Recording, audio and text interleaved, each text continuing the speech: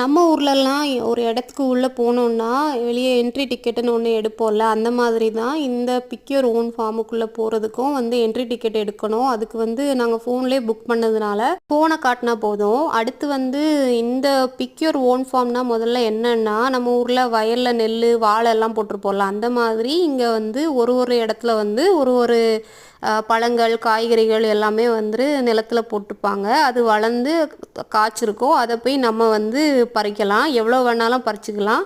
பறிச்சுட்டு பைசா எங்கே கொடுக்கணுன்னா, வெளியே வரப்போ இது மாதிரி இன்னொரு இடம் இருக்கும். அந்த இடத்துல மொத்தமாக வெயிட் எல்லாம் போட்டு பார்த்துட்டு எவ்வளோ வெயிட்டோ அதுக்கு தக்கன பைசாயை கட்டிட்டு அங்கேருந்து வெளியே வந்துடலாம் மக்களே. அங்கே போனப்போவே நாங்கள் அவங்கக்கிட்ட கேட்டோம் என்னெல்லாம் இருக்குன்னு. சீசன் மாறி மாறி வரதுனால ஒரு ஒரு காய்கறிகள் பழங்கள் ஒரு ஒரு காலகட்டத்தில் தானே வளரும், அதனால கொஞ்சம் தான் இருந்துச்சுன்னு சொன்னாங்க. போன வருஷமும் நான் இங்கே வந்தேன் மக்களே. ஆனால் அப்போ இதை விட நிறைய காய்கறிகள் பழங்கள் எல்லாம் பார்க்க